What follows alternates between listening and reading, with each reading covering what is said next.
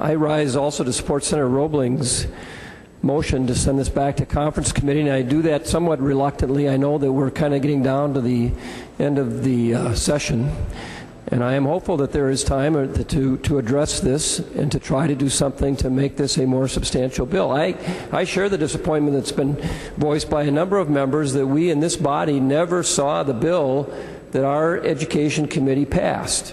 We never had a chance to debate those issues. We never had a chance to offer amendments to that bill. And instead it went to a Rules Committee and ended up in a conference process that came out with very little of what we had talked about in our committee in that bill. And that's a disappointment. And I want to recognize, and when we're talking about this, I want to recognize the good work of the members, some of the members in our committee. And I think Senator Stumpf has provided our committee great leadership, and I commend him for that, and Senator Bonhoeff. I think particularly for the alternative licensure program that they had worked very hard for with some of the rest of us, a visionary approach. And I have been very disappointed by the fate of that proposal. And I share some of Senator Bonhoeff's disappointment as well. And I think the way this has been characterized as somehow an effort to diminish teaching standards to our educators in this state is reprehensible. That is not true. It is a way to offer an opportunity for people who are highly motivated, who want to serve, who want to teach, and to allow them a chance to get into a classroom. And so I'm disappointed that with that particular provision was not included in the conference report is not something that we're looking at here today. The issue that we've been talking about a little bit, the opportunity for some of the districts to renew their referendums, and I listened to Senator Scheid, and I respect her views, and I respect her passion and commitment to the schools in her district, and I know there are concerns.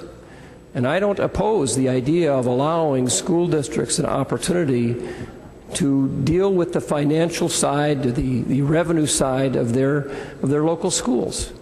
We ought to, as a legislature, permit some way to do that, and I support that. But what we haven't done, and we haven't talked about, and we haven't gotten to, is the other part of that equation, which is, do the local schools have the same opportunity to deal with the expense side of what school districts deal with? And they don't. We have too many mandates that we put on what they must do from the state of Minnesota. We have not given them any latitude or flexibility in managing their highest cost, which is the cost of their employees. And so if we're going to talk about giving school districts local control and local flexibility, I am 100% in favor of that, but it has to be on both sides of the equation. Flexibility in raising revenues and flexibility in managing the costs. And we haven't done that. And so while I am sympathetic to that proposal, and I would like to see that adopted at some point, I think we also need to think about how we can adopt some meaningful management of education at the local district. And I appreciate Senator Olson's comments as well, but I want to remind members that the idea that we're going to have better schools by making the state general fund have a higher and higher obligation to fund it, and making the local contribution to funding lower and lower, there's no evidence to suggest that that is a mechanism by which we achieve excellence in schools. And I would remind you that of all the states in the country, Minnesota has the second highest percentage of funding coming from the state general fund. There's only one other state that has a higher percentage of education funding coming from the state, and that is the state of Arkansas. Now, I'm not trying to diminish or disparage the state of Arkansas. But I don't think that you can say with credibility that simply by concentrating the funding mechanisms at the state level produces good education. It doesn't. What produces good education, in my view, is making sure you've got strong local school districts and the ability for those school districts to work and be responsive to the interests of the people they serve in their community. And that means you've got to strengthen those relationships. And part of that, frankly, is the ability to go to those people who live in the district and say, we need support, we need some financial support our schools. And so I do believe there is a local component to financing that is critical to the operation of schools. But it's not just the financing, it's also the managing of the expenses.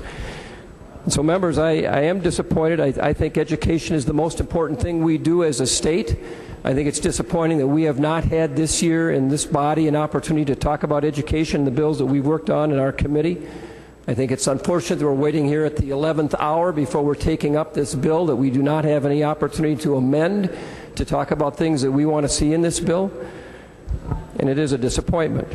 So members, I would urge that we send this back, and I hope that in the course of doing that we'll have an opportunity to reconstruct some of the things that have been good and positive and get the bill back here before we have to adjourn.